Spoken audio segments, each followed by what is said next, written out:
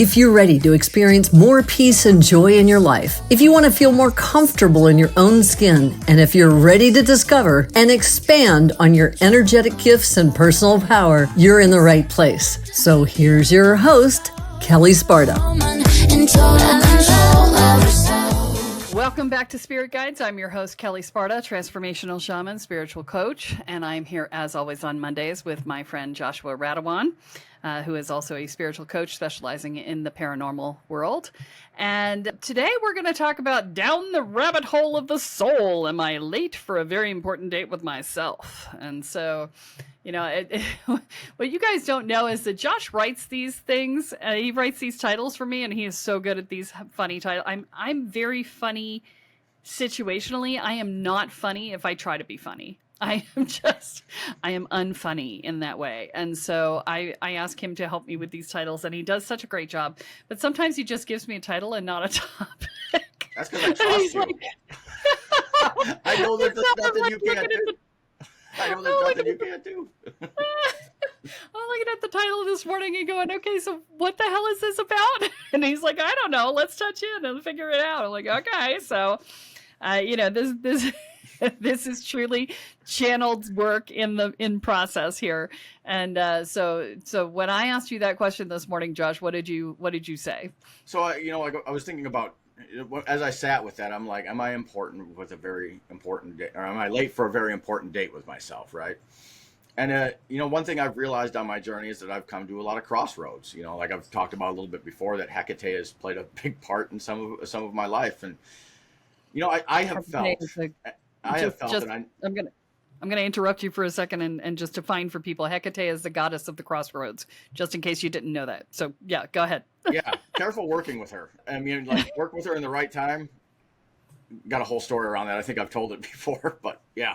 Anyway, moving forward, so I feel like, soul contracts, right? Like, we seem to come across certain people at certain times, and there's these places it feels like that there are these choice points in life. Like we come to this, and it was like we were going to come to this point whether or not we had, it feels like we didn't have a choice. And it's interesting, because I was just listening to something by Ram Dass and Wayne Dyer, and he said the paradox is that you have free choice and you absolutely don't as well. Right? Like, and I sat with that after I read that, and I'm like, that's interesting, because sometimes it feels like that.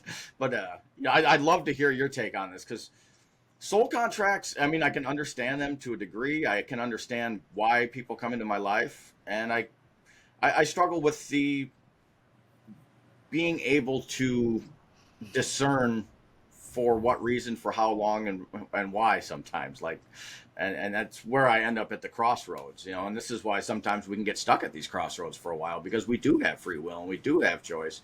And it's that's the tricky part of the crossroads, is we get in our heads about which way is the right way, when there is no real wrong way. I mean, each way leads to growth, right? But it's about what we want to create in our lives.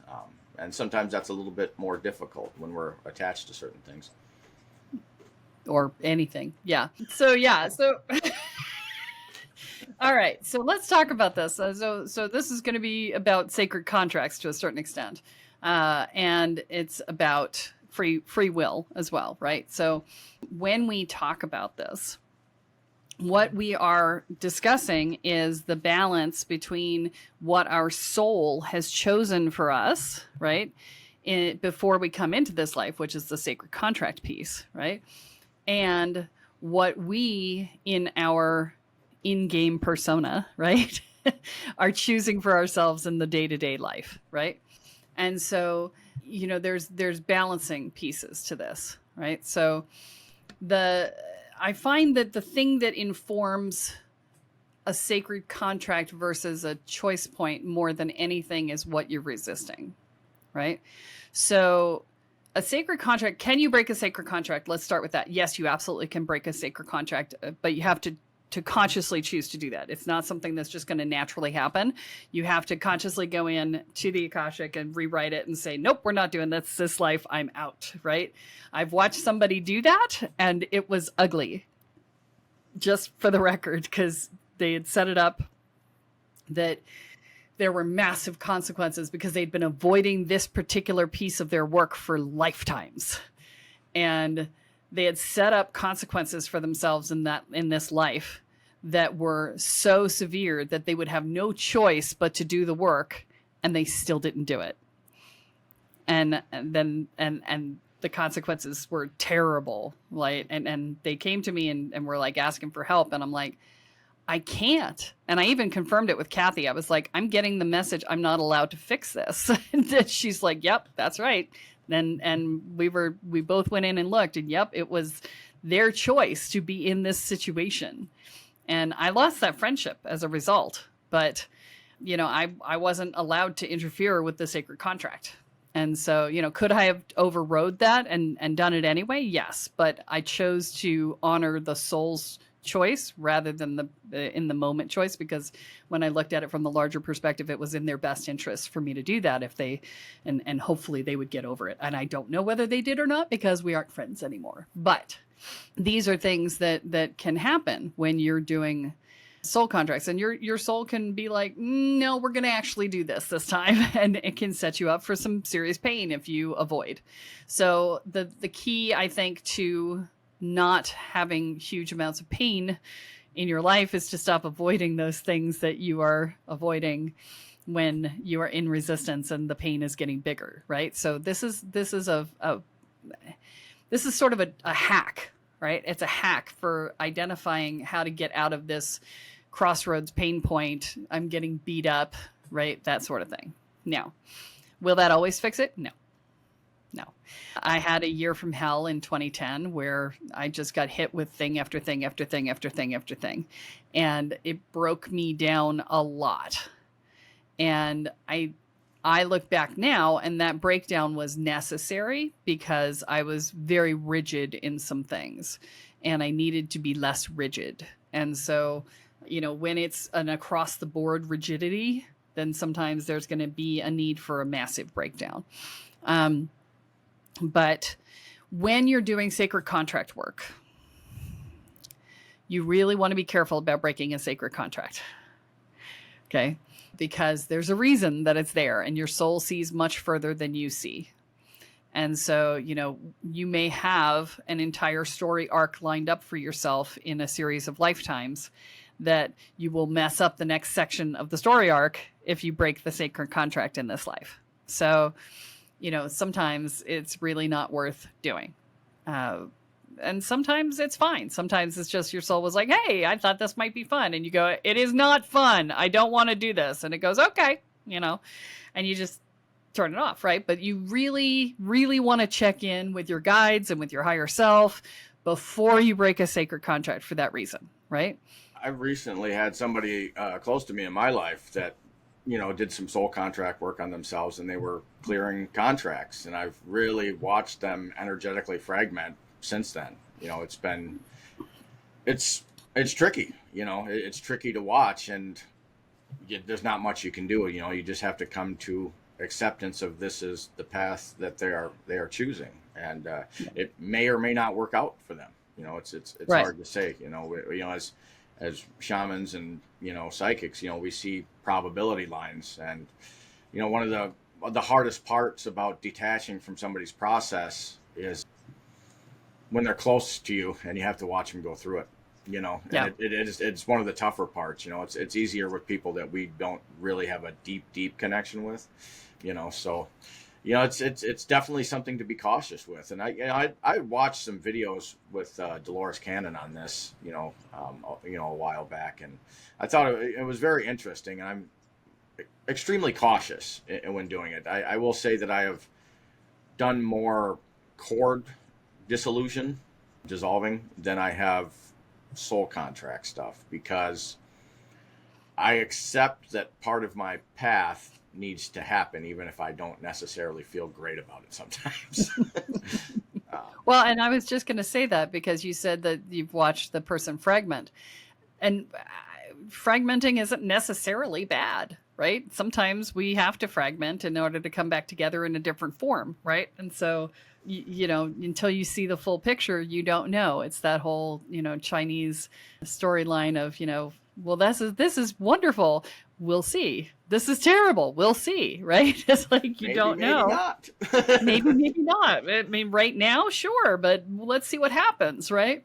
So, all of this stuff, these are all the ways in which, if you've been in duality long enough, you start to see that duality is a series of ups and downs, and that ultimately it's all just experience, right? And when you can say ultimately it's all just experience and not be defining good and bad, that's when you can step into that next realm of awareness, which is the experiential realm, and where you're just like, oh, things just are what they are, and that's okay, right? And so that's a big piece of it. So, yeah. Can you have a soul contract to break a soul contract? Ooh, that's a question. I love asking. My guides are saying yes. My guides are saying yes. Yeah. So, yeah, I don't see why not. I mean, it's its own experience, right? We're all about the experience here. So, in the eternal virtual reality game of life here on the planet Earth, right? So, yeah, it's when you're breaking a sacred contract, you have a certain experience of that. Things shift because the contract has been in place and it's been guiding your existence and has been guiding your path. And when you break that, you break the path, right? And so the path becomes different. It's an immediate shift, right? But then there are also crossroads that you come to that are not sacred contract oriented, right? So, we often come to these crossroads. Well, not often, but we all come to these crossroads at some point in our lives that are choice points, right? Where you make a choice and your world is never the same again, right? And these choice points are usually based in identity. And so, we decide who we're going to be in that moment. And when you have a choice point in identity, you're making a choice that is in the outer world. You make a choice in the outer world that is so significant that it permanently indelibly etches onto your beingness this new identity for yourself, right? And those points are rare in life, but they happen. And they are the most confronting of our lives because they are identity shift moments, right? And that's why when Kathy and I do our retreats, and I'm still looking at what retreat I want to do next, because this is now late August and we'll be doing our retreat in November. And so I'm now looking to what's going to happen after that one. What's the next one after that? And I haven't talked to Kathy about it yet. So by the time this comes out, you'll know. You can just go to the events page on kellesparta.com and you can check out what event is coming up next, because I haven't decided yet. But when Kathy and I do our retreats, we actually manufacture those events. We manufacture an experience of a place where you are brought to that choice point. And so this is how you accelerate your growth process and your identity shift process, is by doing events like that, where you are brought to a choice point where you get to choose who you're going to be, and then step into that and have that etched upon your beingness so that you can choose a new path for yourself, right? Because they are rare in day-to-day life, those experiences. If you get 3 of them in a lifetime, it's usually a lot, right? So... Josh is laughing because been a lot. All the time. I do you all the time. I can remember 4 already, but right. A lot of that was based in resistance for me. Like not heeding the lessons of spirit. Right. I signed up for an interesting ride, which brought me to this day, though. I'm happy because all of this helped tear out the limiting belief structures on a very deep level and shift into new identity after new identity. I mean, I've been through enough identity shifts in the last 4 years since starting to work with you, and I'm happier. I'm happier now than I've ever been. But it took a lot of, working through it and really being able to recognize the patterns of life, right, and to see it not from a victim standpoint, but from a place of this needed to happen to bring me to this place, to these understandings, these deeper level understandings, and resolutions, right? And so I'm grateful for everything most days. I'm going to say about 85%.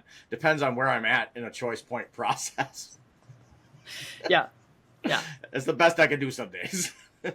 Hey, we're all like that sometimes. So, yeah, I will say that I remember what my life was like 20 some odd years ago, 30, almost 30 years ago now. Wow.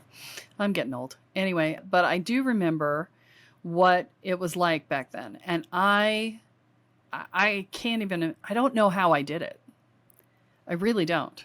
I'm looking at it now, and I'm I don't know how I managed it. I was in so much pain. I was so anxious all the time. I was constantly trying to make everybody happy around me and never being happy myself. And I was always on edge, wondering if I was going to upset somebody or, set somebody off, or when the other shoe was going to drop. Even if stuff was good, I was waiting for the other shoe to drop. I look back and I'm just like, oh my God, how did I do that? And I also look back and go, oh my God, how did people put up with me? Because I was obnoxious, right? I was constantly getting in other people's business and trying to fix things for them to prove my value. And I was a know-it-all because I knew I do know a lot, but I had to tell everybody I knew a lot, right? So it was just like, right. And it was all in a bid to be valuable to people, but it was also like to be superior, right? I had to be better to be even remotely close to good enough in my own head, right? And so it was even in my perfection and my strive for perfection, I was always feeling not good enough. And so, looking back on that, I'm just like, oh God, how did I survive that? Because it was so hard to be me back then. And today I literally, I don't think about myself or other people that much, right? I'm just being. I'm not worried about what other people think. I'm not worried about how I'm going to impact other people. I'm being me. I've already decided who I want that person to be, and I'm already in alignment with that, right? So, I have, and I don't want to say that I'm not aware of other people, because I am, but I've pulled my energy field in. So they're not inside my energy field anymore. So I don't have to be beholden to their feelings, right? And if somebody doesn't like me, okay, I'll just spend time somewhere else, right? That's okay. I'm not everybody's cup of tea. I am the peach that we talked about, right? I may be a peach and they hate peaches. That's okay. I have to say, like a lot of what I've been through the last couple months has been, an ego death in regards to a lot of this, because it is an ego death. And it's the same way. I mean, I fragmented my energy in a lot of ways, and we've talked about this, in business, in the terms of business, in the terms of spiritual work too. It's like, one of the resistances is doing everything I don't need to be doing, other than the one thing that's being called to be done, right? Right. And for me, it was, I had split my focus in so many directions on deep levels, instead of just going inside again for a longer time. Sometimes for me, it's a process of more solitude. And, honestly, for the last month, I've really been on my own a lot, which, for the first couple of weeks, it drove me mad because I've spent a lot of times in a box. Like I've spent 7 years in solitude off and on in life. And so when I go there, it's not always a pretty place in the beginning, because I'm confronted by some of the old darkness, right? Like, how much do I really love myself? How much can I sit in absolute solitude without a lot of outside human interaction? And that is tricky, right? But that's where you find your focus, right? Like if you can find your focus in there, see where you've been splitting it and pull it back in, and being able, for me, it was being able to figure out how to put the work-life relationship balance into order, right? Like, because it never was. I'm so sporadic. Cheetah is one of my spirit animals, so my MO is burnout, right? Like, fastest thing in the world, and then I'm like, fuck, I'm done for like 2 months, and I'm like, I don't want to do that anymore, right? Like, so, but it's affected every aspect of everything I do. I'm either all in a relationship, and that's all of my focus, or I'm all in a, in business, and that's all of my focus, or I'm all in my spiritual work, and there's no balance between it. And it's this is a big part of the process I went through during this crossroad, or this choice point, was being able to choose what I focus on in a more direct manner, and to let go of a lot of the attachment to outcomes. This was what this one taught me. Yeah. Well, and the universe brings us what we need to learn, right? So, for instance, when I was living in Boston years ago, I moved in. So I realized, so back in the 2000s, I realized that I had been living with different men as roommates or as partners who I knew would never let me fail financially, right? I would never go hungry because they would make sure that I was okay, right? Either they were the landlord and I was paying rent to them, or they were my partner or whatever, right?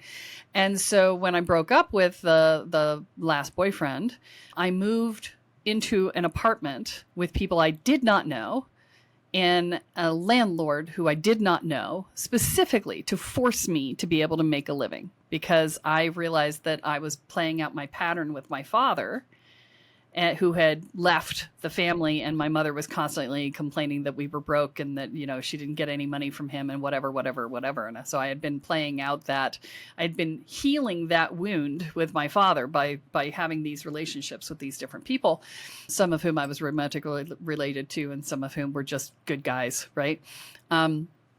And I needed to break that pattern. I needed to be like, okay, healing is done. I need to stand up and make my own money and make my own living. And that was when I started to pay the barest amount of attention to money in my business, right? I was worried about it enough to pay the bills, but I wasn't like trying to make $1 million or anything, right? I was just I was doing my work, right? Mostly I was just trying to make enough money that I could do my own inner work and not have to worry about it, right? And so that was stage one of that. And then, the universe brought me a roommate in that situation who was very meek. He was very quiet, very meek, very sensitive artist. And he was a lovely human, but very easy to hurt. And I was still very brash and very rough around the edges. And so in order to not hurt him, I smoothed out my beingness to learn how to be kinder, to learn how to speak softer, to learn how to be less aggressive and to be more balanced, right? I was coming into my feminine self. I was solidly in my masculine self when I moved into that house. I was just like fully in my masculine. And I had to activate my feminine self in order to come into parity with this lovely gentleman who was a roommate that I, met when we moved in, right? So that was a huge growth point for me, was to learn to soften, to learn to allow, to learn to be with what is, to allow and to see where things go rather than try and control, right? And so the universe brings us the people we need in order to do that. And I would not have been able to be with the man that I am now married to if I had not lived with that man for we lived together for I think 8 years. So no, 5 years, but anyway, for a long time. And, there was these moments, I'm actually realizing that there was a moment that made me realize that things had shifted in that relationship, because I came home one day and there was a dent in the fence. And I couldn't figure out how the dent in the fence had been made. And I came into the house and here he is looking at me sheepishly. And it turns out that he had tried to open the window that the air conditioner was in. And the air conditioner, no surprise, fell out the window and landed on the fence, which dented the fence. And it was my air conditioner, right? And so he had brought it back up when it was really heavy. So but he brought it back up, he put it back in, and it still worked. And he was like, I'm really sorry I dropped your air conditioner out the window. And I literally laughed, and it still makes me laugh to this day, because I wasn't there, but I can see the expression on his face when he went to open the window and it landed on the fence. And but 5 years before, when I had first moved in, I'd have been pissed. I'd have been so mad that he didn't take care of my possession, that he didn't care about my possession, that he wasn't concerned about it, I would have been so angry. And instead, I just thought it was hysterical, right? I wasn't like, yeah, okay, well, it still works. No big deal.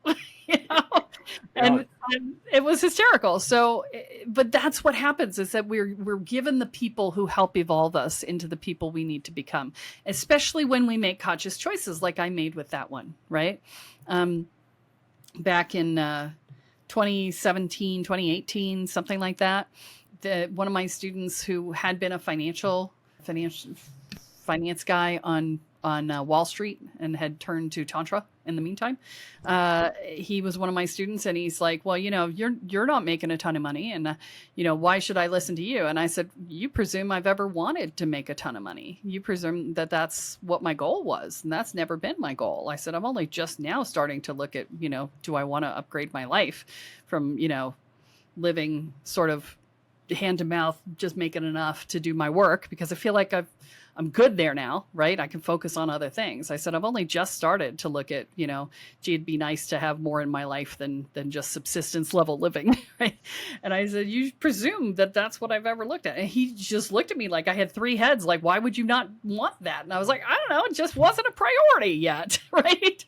And so, these are moments where people look at you and you're like, huh. And I was like, you know what? I really might want to think about looking at that, because, I deserve to have something better than subsistence, and let me make that go, right? And that's when I started, evolving things and whatever. But this is something that happens when we go through our journeys, is that we are brought to different choice points. And, when we look at our soul contracts, when we look at our choices and our crossroads, when we look back, if we're living a life of growth, you will see a lot of those crossroads and you'll see a lot of those choice points. But if you're not, then you won't see many, right? And like I said, the average person is lucky to see 3 major crossroads in their life, because they're not consciously engaging a path of growth. You'll know if you're consciously engaging a path of growth if you see more, and also if you're uncomfortable on a regular basis. It's like, if you're not uncomfortable, you're not doing anything. Just remember that. Okay. So, but yeah. So anything else you want to add on this topic before we wrap up? No, I think that's good. I could go on about this for a while, and we have a tendency to do that when we get together. Yep. And I think you really shored that up with that ending nicely. So I think we're going to leave it at that. Okay. All right. So don't forget to like and subscribe and share, and please rate so that you can get entered into the drawing for the readings that we do on Fridays. And don't forget to send in that rating, because we can't find you for the drawing if you don't send us the thing. So it goes to support@kellesparta.com. And that's how you get entered into the drawing. Please don't send it any other way. It has to go in that way. And remember that what you focus on is what expands, what you intend is what you create. So choose wisely. So that's it for today's episode of Spirit Guides Podcast. Head on over to iTunes, Apple Podcasts, or wherever you listen and subscribe to the show. Every week, one lucky listener who subscribes and posts a review on iTunes will be entered into a drawing for a $10,000 value grand prize and a private reading with Kelle Sparta herself. Be sure to head on over to spiritguidespodcast.com and pick up a free copy of Kelle's gift, and join us on the next episode.